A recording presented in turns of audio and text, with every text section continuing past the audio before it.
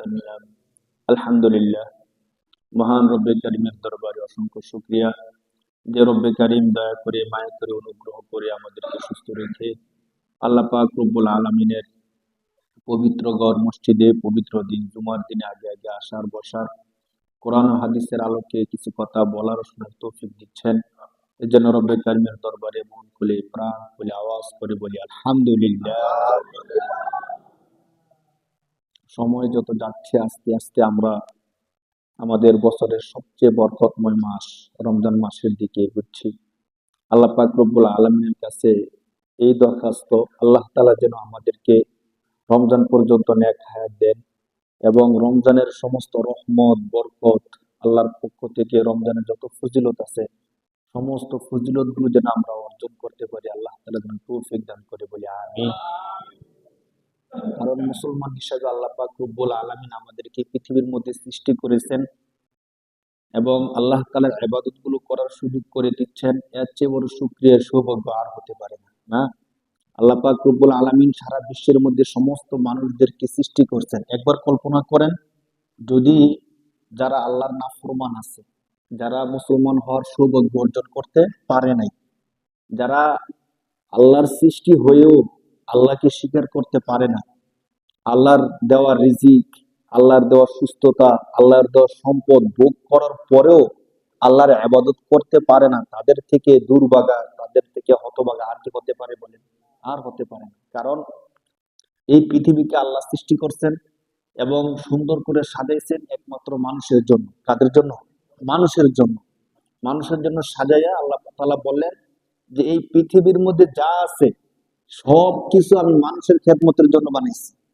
হ্যাঁ, আর একমাত্র মানুষকে বানাইছি আমি আল্লাহর ইবাদত করার জন্য। সুবহানাল্লাহ।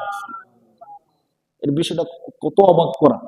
পৃথিবীর মধ্যে আকাশ বাতাস চন্দ্র সূর্য পশু পাখি গ্রহ নক্ষত্র যা কিছু আছে কোন না কোন ভাবে কিন্তু সবকিছুই মানুষের খেদমত করতেছে।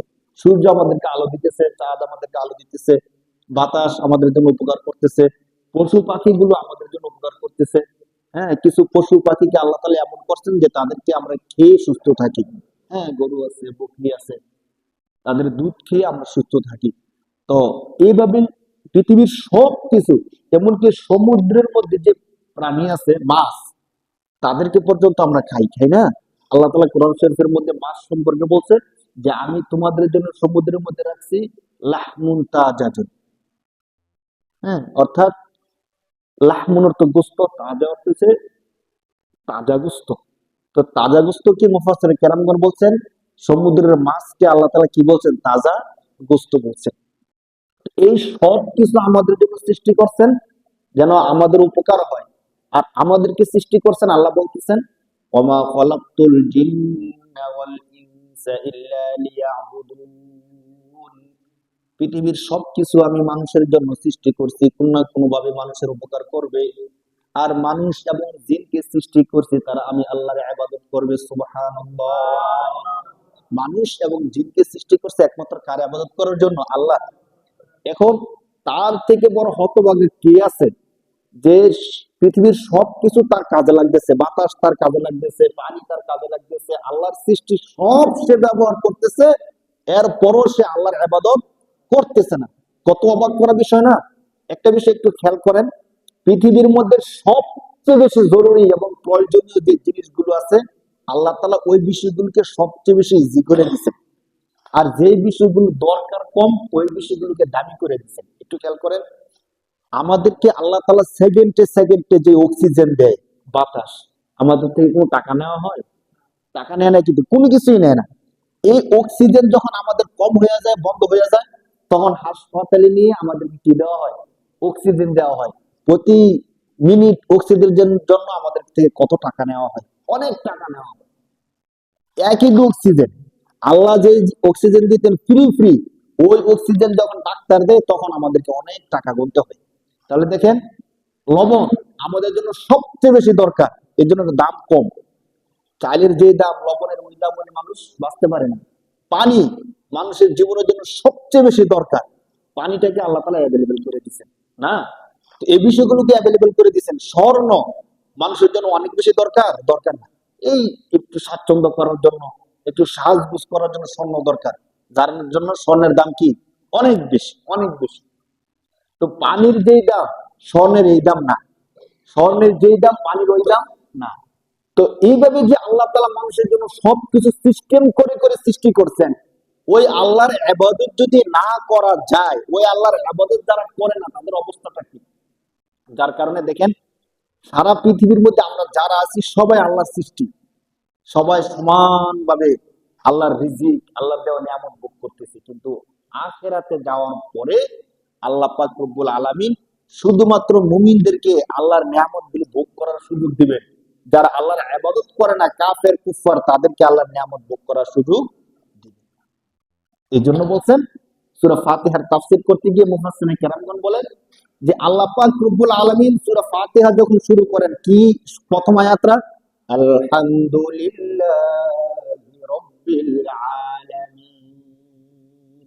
আলহামদু সকল প্রশংসা, আলহামদু সকল প্রশংসা, লিল্লাহি ওই আল্লাহর জন্য, ওই সত্তার জন্য, রব্বিল আলামিন।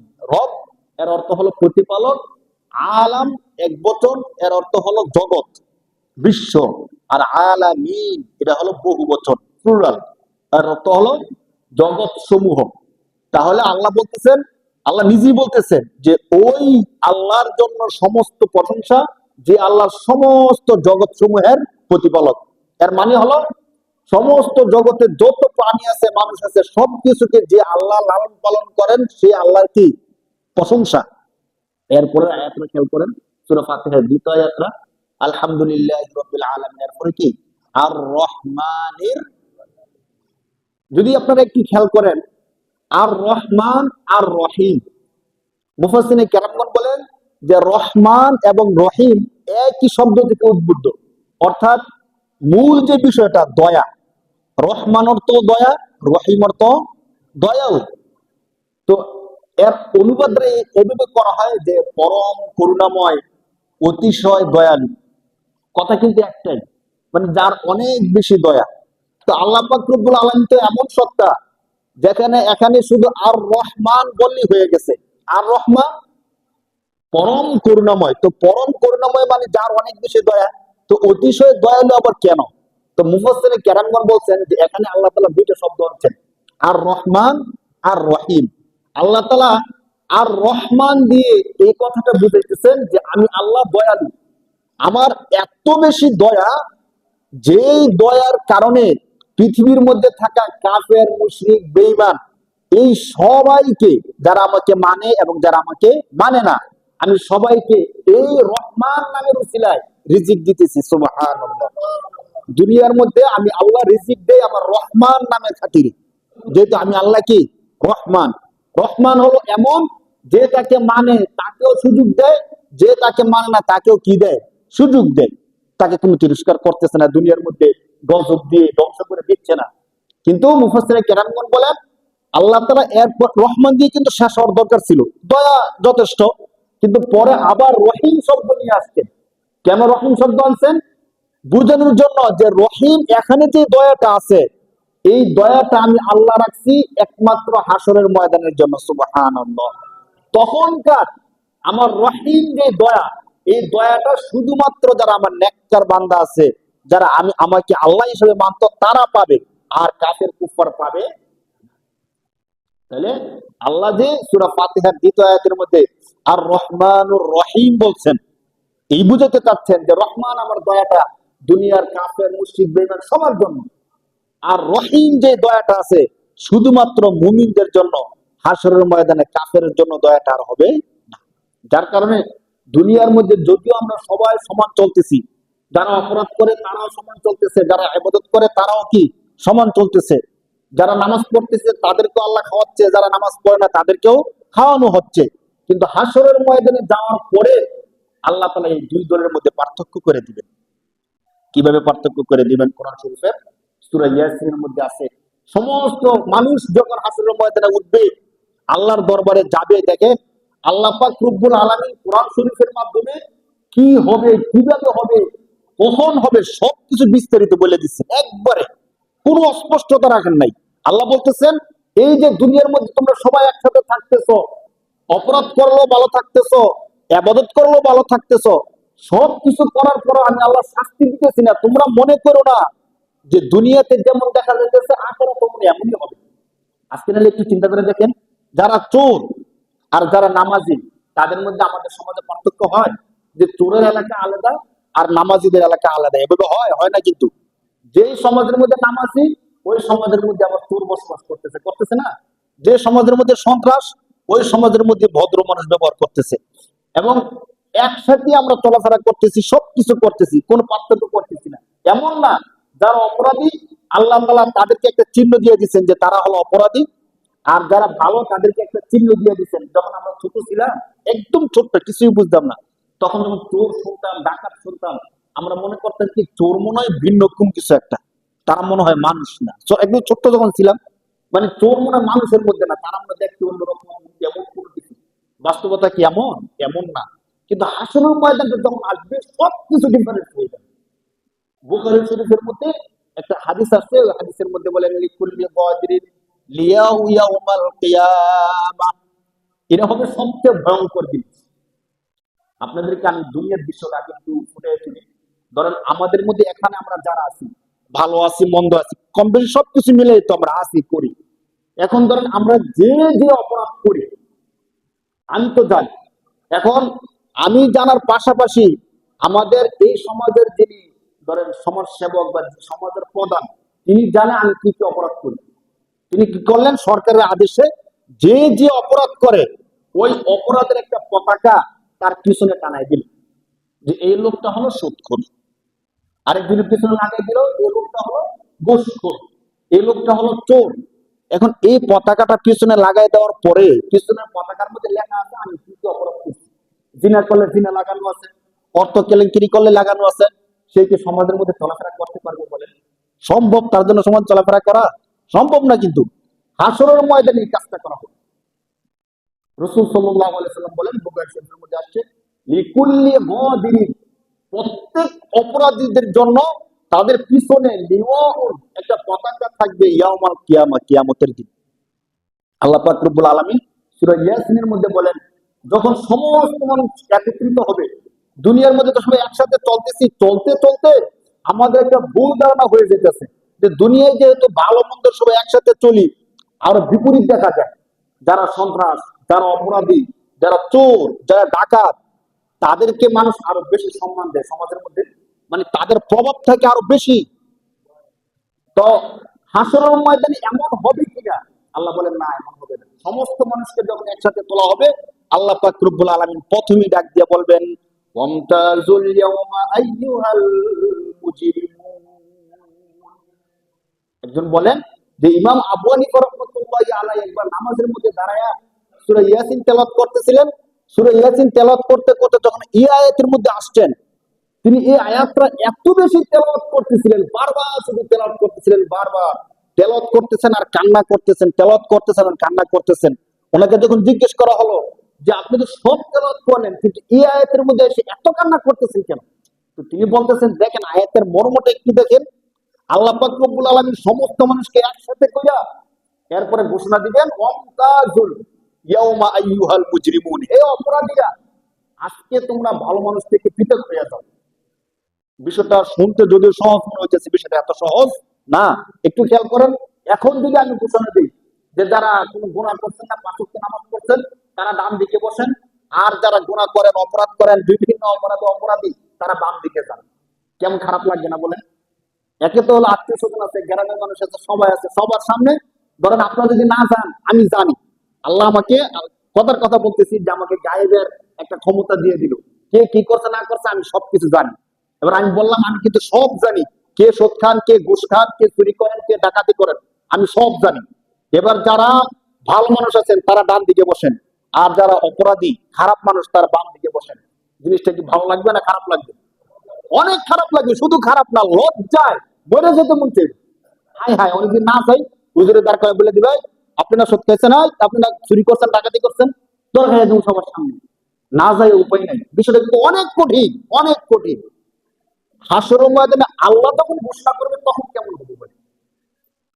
এখন তো আমি শুধু বলছি, উদাহরণ দিচ্ছি, আমি কি এই কথা বলবো বলবো না, আর বললেও কাজ হবে না, কারণ আমি তো গায়েব জানি না। আপনি যদি বলেন না হুজুর আমি চুরি করি না, আমি সুদ খাই না, আমি কমাচ্ছি, ঠিক আছে, হইতে পারে, কারণ ভালো ধর্ম তো করতে হবে আমাদের। কিন্তু আল্লাহ যখন বলবে যে যারা যারা অপরাধ করছো তারা এর দিকে চলে যাও, আর যারা ভালো মানুষ আছো, সূরা ইয়াসিনের মধ্যে বলতেছে, আয়াতটা দেখেন আপনারা, সূরা ইয়াসিন তো আমরা প্রায় অনেকে তেলাওয়াত করি, ওয়ামতাজুল ইয়াউমা আইয়ুহাল মুজরিমুন, যারা অপরাধী আছো আজকের দিনে ভালো মানুষ থেকে অপরাধীরা আলাদা হয়ে যাও। তখন অপরাধীরা বলবে যে আল্লাহ আপনি এই কাজটা করলেন। আর আরেকটা বিষয় আপনাদেরকে বলি, এখন আমাদের কাছে কিয়ামত সম্পর্কে একটা দুআশা আছে। মনে করে কি, এখন না সবাই সবাইকে চিনি, আলাদা হতে লজ্জা লাগবে, কারণ আমি যেখানে আছি এখানে আমার সন্তান আছে। তো এখন যদি আমি আলাদা যাই তো আমার সন্তান বলবো আমার বাবা চুরি করছে, আমার বাবা অপরাধী, খারাপ না এটা? আত্মীয় স্বজন দেখে ফেলবে, চিনে ফেলবে। তো আসল ময়দানে কেউ কাউকে চিনবে না, অতএব সেখানে আলাদা হলে পার্থক্য হলে সমস্যা নাই, বিষয়টা কিন্তু এমন না। আর এখন আমরা যারা যাদেরকে চিনি, হাসরের ময়দানে সবাই এর থেকেও আর বেশি চিনবে। এখন তো ধরেন আমাদের অনেকের পিতা এখানে নাই, কবরে আছে, মরে গেছে, অনেকের দাদা নাই, অনেকের বড় আব্বা নাই, কিন্তু হাসরের ময়দানে যখন এই কাজটা হবে তখন আমাদের দাদা, বাবা, বড় আব্বা সহ থাকবে, এবং নিচে ছেলে, নাতি, নাতি, নাতি সহ থাকবে। তখন কেমন কষ্ট হবে বলে? তখন আল্লাহ বলবে অপরাধীদেরকে যে আজকে তুমি আলাদা যাইতে লজ্জা লাগতেছে, খারাপ লাগতেছে, আলাম আহাদ ইলাইকুম ইয়া বানি আদামা আল্লাহ তা'বুদুশ শাইতান ইন্নাহু লাকুম আদুউম মুবিন। বান্দা, আমি যখন বলছি অপরাধীরা আলাদা হয়ে যাও, তোমাদের কাছে কষ্ট লাগতেছে। দুনিয়ার মধ্যে যখন অপরাধ করছিলা, শয়তানের কথা মানছিলা, আমি আল্লাহ কি তোমাদের থেকে ওয়াদা নেই নাই, প্রতিশ্রুতি নেই নাই যে তোমরা শয়তানের কথা শুনিও না? আমি আল্লাহ তো তোমাদের থেকে প্রতিশ্রুতি নিয়েছিলাম, ইন্নাহু লাকুম আদুউম মুবিন, শয়তান হলো তোমাদের প্রকাশ্য শত্রু, এই কথা আমি বলছি। আচ্ছা, হাসরের ময়দানে আল্লাহ কি করবেন না করবেন ওইটা এখন বলার দরকার কি? হাসরের ময়দানে গেলে তো আমরা দেখবই আল্লাহ কি করবেন, শাস্তি দিবেন, এইভাবে করবেন, ওইভাবে করবেন, সবকিছু কিন্তু কোরআনে বলা আছে হাসরের ময়দানে কিভাবে কিভাবে করবেন। তো এগুলো বলার দরকারটা কি বলেন? মুফাসসিরিনে কেরামগণ বলেন, যখন হাসরের ময়দানে আমরা যাব, কোরআন তো 100% সত্য, তো হাসরের ময়দানে গেলে এই কাজগুলো আল্লাহ করবেন। যখন আল্লাহ করবেন তখন তো বাঁচার আর কোন রাস্তা নাই, রাস্তা আছে ভাই বলেন? আমাদের যত ক্ষমতাই থাকুক দুনিয়ায়, আখিরাতে যাওয়ার পরে তার কোন ক্ষমতা থাকবে না, বিশ্বাস করেন। আখিরাতে যাওয়ার পরে বিন্দু পরিমাণ ক্ষমতা কারো থাকবে না, যার কারণে কোরআন শরীফের অনেক সূরার মধ্যে আল্লাহ বলেন যে সমস্ত ক্ষমতাধর মানুষকে একত্রিত কইরা, যারা একসময় অনেক ক্ষমতার বাহার দেখাইতো, সবাইকে একসাথে কইরা আল্লাহ পাক রব্বুল আলামিন বলবেন লিমানিল মুলকুল ইয়াউম লিল্লাহিল ওয়াহিদিল কাহ্হার। আল্লাহ তার সমস্ত রাগ একসাথে করে, যেহেতু ক্ষমতা দেখাচ্ছে দুনিয়ার মধ্যে, ক্ষমতা দেখায় আল্লাহর মানে নাই, এই করে না ওই করে নাই, আল্লাহ সমস্ত ক্ষমতাদেরকে একসাথে করে আল্লাহ বলবেন লিমানিল মুলকুল ইয়াউম, দুনিয়ার তো বলছো যে সমস্ত ক্ষমতা আমার, সর্বময় ক্ষমতার অধিকারী আমি। ফেরাউন বলছিল যে আমি হলাম সবচেয়ে বড় রব, তো আল্লাহ বলবেন বলো আজকের দিনের ক্ষমতা কার? লিমানিল মুলক, আজকের দিনের রাজত্ব কার? সব চুপ হয়ে যাবে, নীরব নিস্তব্ধ হয়ে যাবে সবকিছু। তখন আল্লাহ বলবেন আজকের দিনের ক্ষমতা হলো লিল্লাহিল ওয়াহিদিল কাহ্হার, মহা পরাক্রমশালী ক্ষমতাধর আল্লাহরই একমাত্র ক্ষমতা আজকের দিন। তো তখনকার সময়ে আল্লাহ যে কাজগুলো করবেন, কোরআন শরীফের মধ্যে এই কথাগুলো এই জন্যই শুধু বলতেছেন যে বান্দা এখন যে তুমি শুনতেছ, আখিরাতে হাসরের ময়দানে তুমি দেখবা। এখন কথাগুলো আমরা কি করতেছি ভাই? শুনতেছি, আর হাসরের ময়দানে প্র্যাকটিক্যালি দেখবা। আমরা মুমিন হিসেবে বিশ্বাস করি আখিরাত, হাসর, নাসর, জান্নাত, জাহান্নাম, যারা বিশ্বাস করি তাদের কিন্তু আল্লাহ বলতেছে। তো আল্লাহ বলতেছেন আজকে তোমরা শুনতেছো, আখিরাতে হাসরের ময়দানে প্র্যাকটিক্যালি দেখবা। আজকে শোনার পরে তোমাদের সুযোগ আছে, যদি তোমরা অপরাধী হয়ে থাকো তওবা করে ভালো হয়ে যাও, কি আছে? সুযোগ আছে। যদি আমি বলি নাই যে আলাদা হয়ে যান, কিন্তু আমরা তো জানি কারা অপরাধী কারা ভালো, এখন তওবা করলে ভালো হয়ে যাওয়ার সুযোগ আছে। কিন্তু আখিরাতে আল্লাহ যখন বলবে আলাদা হয়ে যাও, ঠিক এই সেম একটা মুহূর্ত আল্লাহ যখন আমাদের সামনে দাঁড় করাবেন, যারা অপরাধী আছো ভালো মানুষ থেকে আলাদা হয়ে যাও, এই কথা যখন বলবে তখন কি আর বলার সুযোগ আছে যদি আমাকে একটু সুযোগ দেওয়া হতো আমি ভালো হয়ে যেতাম। আজকে যে লজ্জাটা, আমার ছেলে, আমার নাতি, আমার নাতির নাতি একসাথে বসে রয়েছি, হ্যাঁ, আমার বাবা আছে, বাবার বাবা আছে, বাবার বাবা আছে, সবাই একসাথে থাকবে, একসাথে থাকবে সবাই। কিভাবে একসাথে থাকবে?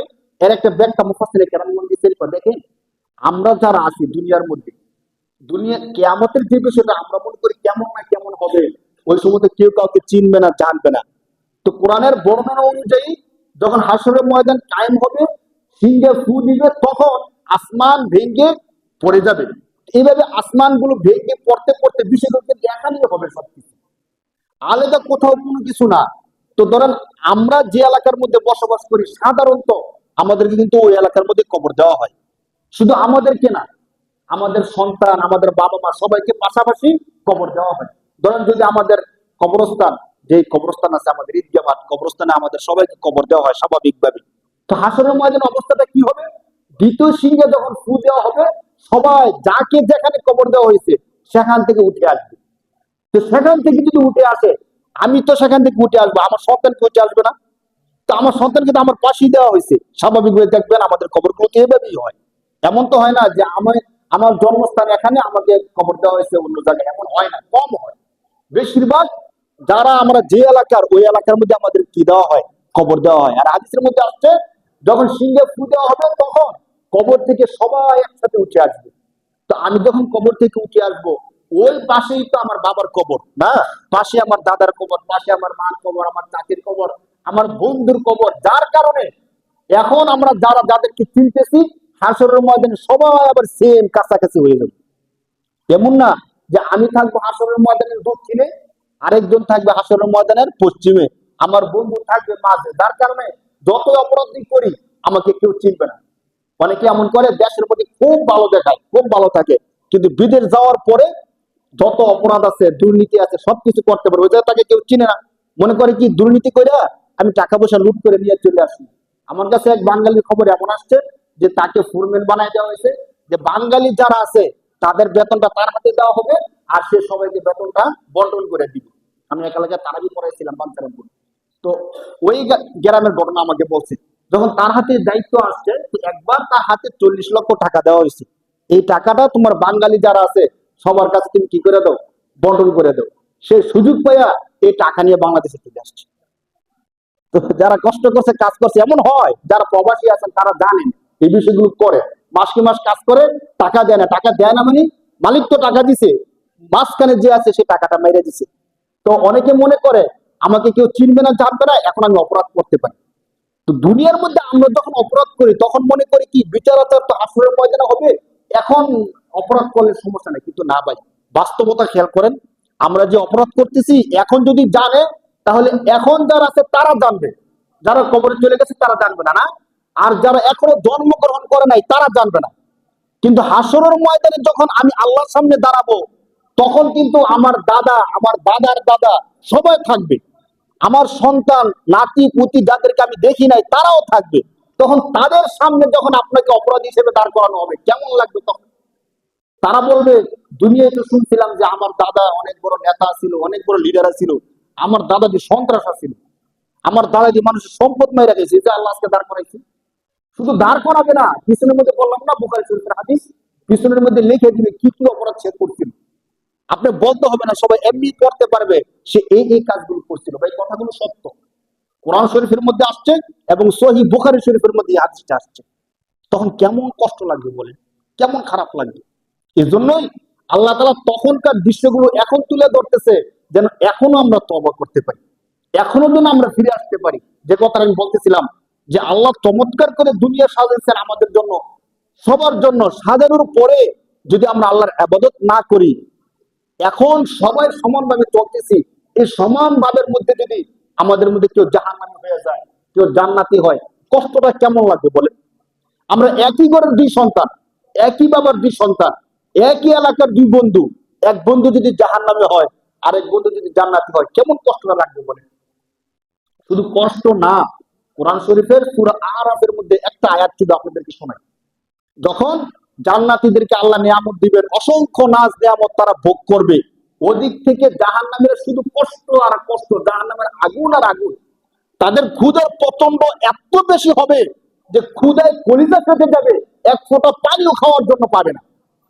ওই আয়াতের মধ্যে আল্লাহ তাআলা বলতেছেন এই কঠিন মুহূর্তে আল্লাহ তাআলা জাহান্নামীদেরকে সুযোগ দিবেন জান্নাতীদেরকে দেখার জন্য। বিষয়টা কি অনেক সময় হয় যে আপনি যখন আরেকজনের অনেক ভালো কিছু না দেখেন, নিজের কষ্টে থাকলেও কষ্টটা লাগে না, মানে আপনি কষ্টে আছেন, আর অন্যরা যে আপনার বন্ধু বান্ধব যে অনেক ভালো আছে আপনি যদি না দেখেন অনুভব করবেন না, মনে করবেন ভালো আছি, চলতেছি, সমস্যা নেই। কিন্তু আপনি যখন বুঝতে পারবেন যে আপনার বন্ধুরা অনেক ভালো চলতেছে, খাইতেছে, ঘুমাইতেছে, আপনি যখন দেখবেন তখন কিন্তু কষ্টটা আর কি হয়ে যায়, দ্বিগুণ হয়ে যায়। তো জাহান্নামীরা যখন জান্নাতের মধ্যে দেখবে যে তার বন্ধুরা কি চমৎকার খাবার খাইতেছে, ঘুমাইতেছে, আনন্দ ফুর্তি করতেছে, নাচানাচি করতেছে, তখন তাদের কাছে অনেক কষ্ট লাগে। শুধু ওই কষ্ট আলাদা, ক্ষুধার কষ্টে তখন তারা কি করবে দেখেন, জান্নাতীদেরকে লক্ষ্য করে বলবে ওয়ানাদা আসহাবুল জান্নাতি ওয়ানাদা আসহাবুন নারি আসহাবাল জান্নাতি আন আফিদু আলাইনা মিনাল মা আও মিম্মা রাযাকাকুমুল্লাহ। আল্লাহ বলেন এই অবস্থাটা দেখে জাহান্নামীরা জান্নাতীদেরকে ডেকে ডেকে বলবে, ভাই বন্ধু, দুনিয়াতে একসাথে চলতাম, সবকিছু করতাম, আজকে ক্ষুধায় আমার কলিজা ফেটে যাইতেছে, তোমাদের কাছে আবদার, তোমরা যে খাবার খাইতেছো খাবার দেওয়ার দরকার নাই, তোমাদের খাবারে যে জুটা আছে, অন্তত গোস্ত, রোস্ট, এগুলো খাওয়ার পরে যে হাড় গোড় আছে, এই হাড় গোড়টা একটু আমাদের উপর ঢেলে দাও, আমরা এটা খাইয়া হলো অন্তত আমাদের কলিজাকে ঠান্ডা করি।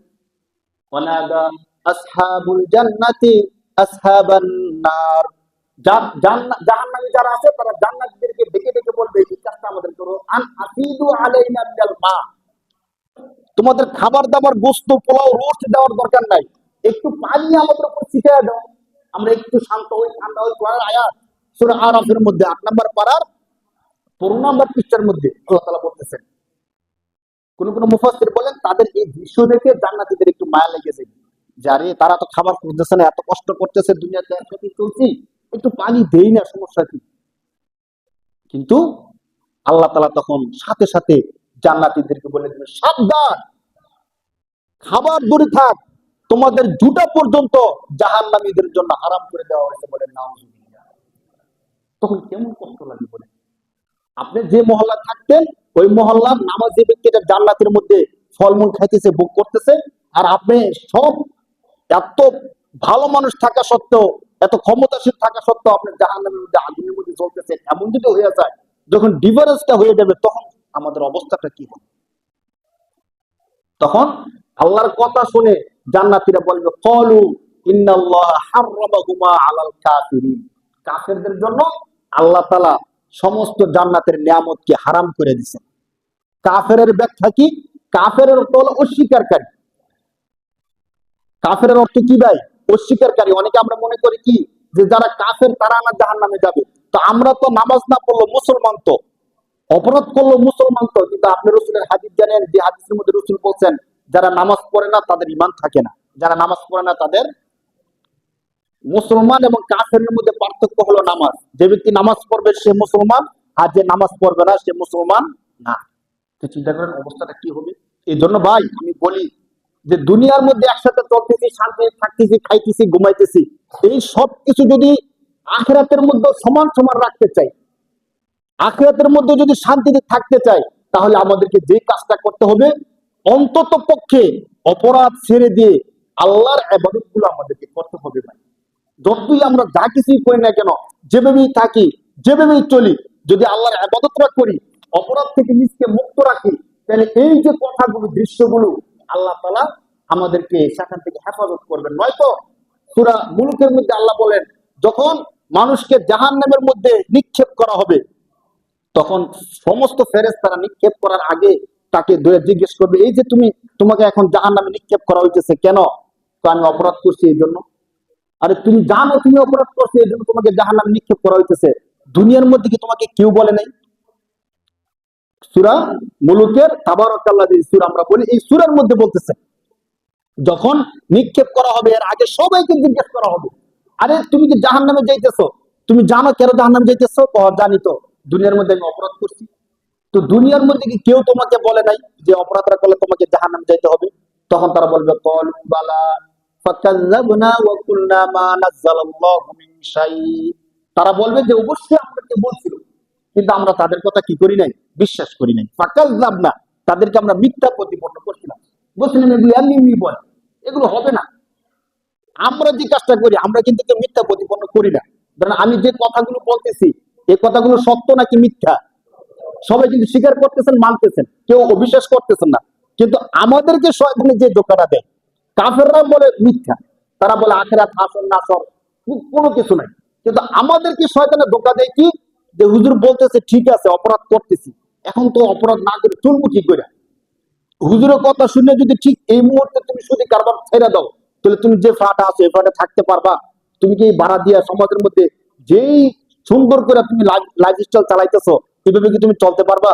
তখন তোমার খানা দানার সমস্যা হয়ে যাবে, চলাফেরার সমস্যা হয়ে যাবে, তুমি নিচে নামে আসতে হবে। এভাবে কি চলা সম্ভব? তুমি এক কাজ করো, চালাই যাও, এই শেষ সময় আইসা আল্লাহর কাছে তওবা করি।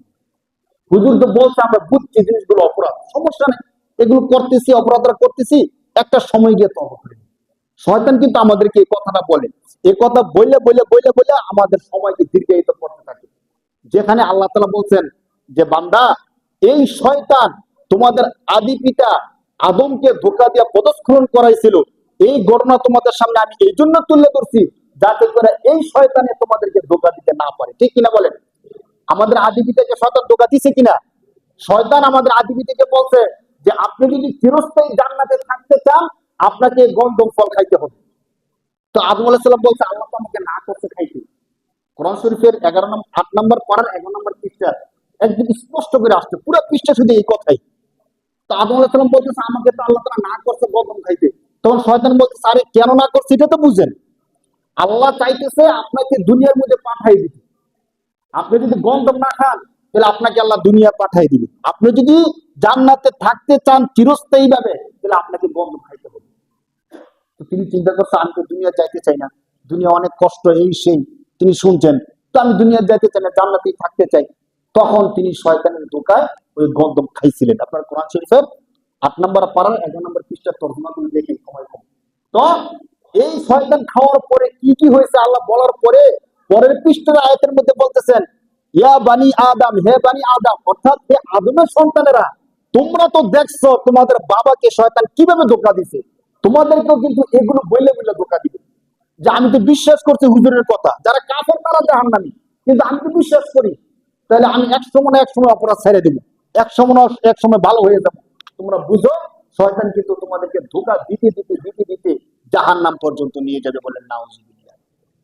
তখন আসলে ময়দানে আল্লাহ বলবেন যে তোমাদেরকে আমি বলি নাই যে তোমরা শয়তানের কথা শুনো না, বলার পরও কেন শুনছো?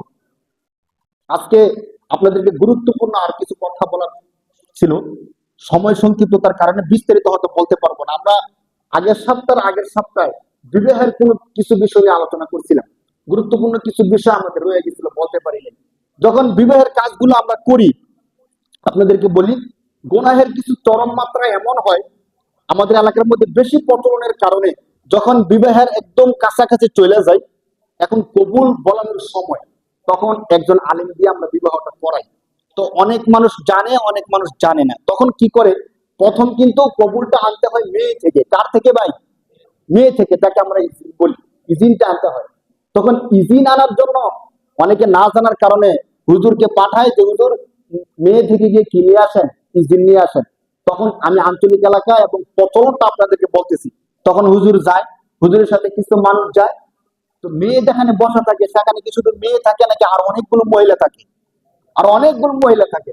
তো ওই মহিলাদের সামনে হুজুর যায় বলতে হয় অমুকের ছেলে অমুক, কত টাকা কাবিনে তোমাকে প্রস্তাব দেওয়া হচ্ছে, তুমি কি বলো? তুমি বলো বিসমিল্লাহ কবুল। এই যে কাজটা, এই কাজ এতটুকু তো সঠিক, মানে হুজুর যে বলতেছে, কিন্তু এই যে হুজুর গেল এতজন মহিলার মাঝখান দিয়ে যাইতে হয়, এবং অনেকগুলো মহিলা সেখানে বসা থাকে। অনেক সময় একটা কাপড় দিয়ে পর্দা দেয়, অনেক সময় পর্দা দেয় না। তাহলে এখানে এই যে হয়তো হুজুর না জানার কারণে গেছে, অথবা হুজুর বাধ্য হয়ে গেছে, এখন তো ইজিন আনতে হবে, মানুষ বুঝে না ইজিনের যে আরো সিস্টেম আছে, তো না জানার কারণে হুজুর যাওয়ার কারণে এখন এই যে পর্দাটা লঙ্ঘন হইল, এতগুলো মহিলা হুজুরকে দেখলো এবং হুজুর এতগুলো মহিলাকে দেখলো, এখানে অনেকগুলো কবিরা গুণ একসাথে হয়েছে। ইজিনের সিস্টেমটা, শরিয়া সম্মত সিস্টেমটি আপনাদেরকে বলি। ইজিনের শরিয়া সম্মত সিস্টেম হলো মেয়ের বাবা অথবা বড় ভাই। যদি বাবা থাকে বাবা, বাবা না থাকলে বড় ভাই, বড় ভাই যদি না থাকে মেয়ের কোনো গার্জিয়ান মেয়েকে গিয়ে বলবে যে অমুকের ছেলে অমুকের সাথে তোমার বিবাহের প্রস্তাব, এত টাকা মোহর, হয়তো এ কথা বলবে অথবা না বললে যে অমুকের সাথে তোমার বিবাহ, তুমি কি বিবাহের মধ্যে রাজি আছো? মেয়ে যদি বলে আমি রাজি আছি, ওই বাবা ঈশা হুজুরকে বলবে যে হুজুর আমার মেয়ে কি আছে, বিয়েতে রাজি আছে। তখন হুজুর শুধু ছেলের কাছে গিয়ে তখন তার কবুলটা বলাইবে, খুতবা পড়বে, দোয়া করে দিবে, বিবাহ শেষ। কিন্তু আমাদের সমাজে হুজুরকে ভিতরে ঢুকাইয়া বেপরদা করাইয়া যে ইজিনটা নেওয়া হয়, এটা সম্পূর্ণ একটা কুসংস্কার, একটা ভুল ধারণা, যার কারণে হুজুরও গুনাহ করতে হয় এবং আমাদের সমাজের মধ্যে অনেকে গুনাহ সামিল হতে হয়। আমরা এই কাজটা সামনে থেকে সতর্ক থাকবো ইনশাআল্লাহ। ইজিনের যে শরীর সম্মত সিস্টেম, ওই সিস্টেম অনুযায়ী আমরা ইজিনটা নেওয়ার চেষ্টা করব। আমাদের সমাজের মধ্যে অনেক মানুষ দেখবেন যারা এলিট শ্রেণীর, যারা পাবলিক ফিগার, তারা অনেক সময় হিন্দু, মুশরিক, বৌদ্ধদেরকে বিবাহ করে। অনেক নায়ক আছে যার নায়িকা থাকে হিন্দু। তো এই বিয়েটা করার কারণে হয় কি, সমাজের অনেকে মনে করে কি যে সে হিন্দু হোক কিন্তু তাকে তো বিয়ে করছে।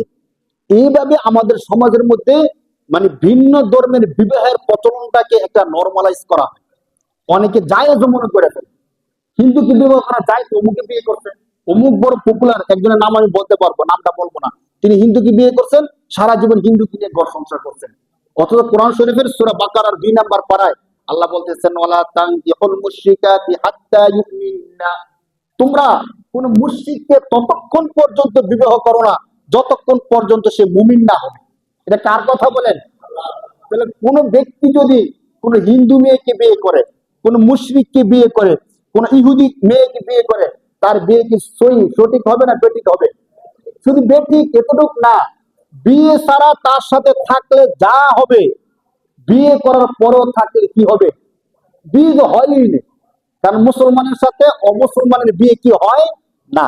আমরা ধরেন বলবেন যে হুজুর আমরা তো কেউ হিন্দুকে বিয়ে করবো না, আমাদেরকে কেন বলতেছেন? এই জন্য বলতেছি আমাদের জন্য এই বিশ্বাসটা থাকে যে হিন্দুকে বিয়ে করলে এটা বিয়ে হয় না। শুধু হিন্দু না, কোন মুসলমান যদি অমুসলমানকে বিয়ে করে, চাই পুরুষ হোক অথবা মহিলা হোক, অর্থাৎ কোন পুরুষ অমুসলমান মহিলাকে বিয়ে করলো অথবা কোন মুসলমান মেয়ে সে অমুসলমান পুরুষকে বিয়ে করলো, তাদের বিয়ে কখনই হবে না।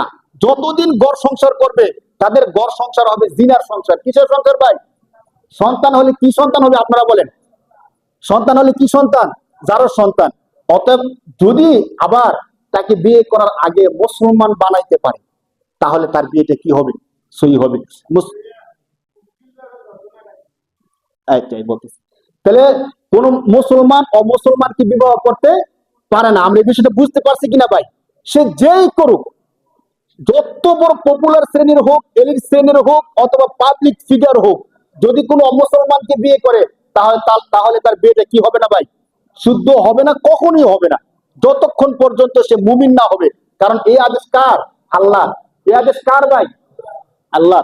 আমাদের আঞ্চলিক এলাকায় আরেকটা জিনিস দেখা যায়, যখন বিয়ের পরে স্বামীকে অথবা স্ত্রীকে আমরা দুর্বা মাথার মধ্যে একটা কুলা দিয়া, তারপর দুর্বা দাঁত ইত্যাদি দিয়ে ভরণ করে নেয়। এগুলো করে নিলে নাকি রহমত বরকত হয়, বলেন নাউজুবিল্লাহ। এই প্রচলনটা সম্পূর্ণ হিন্দুয়ানি, আমি নিজে দেখছি তো এই জন্য বলতেছি। হিন্দুরা যেভাবে করে, অনেকগুলো মহিলা একসাথে গাড়ির মধ্যে যায়, এই যে কলসি নিয়ে পানি আনে, এরপরে দুর্বা দান এগুলো আনে, আনার পরে ছেলের মাথায় মেয়ের মাথায় ছিটাইয়া দেয়।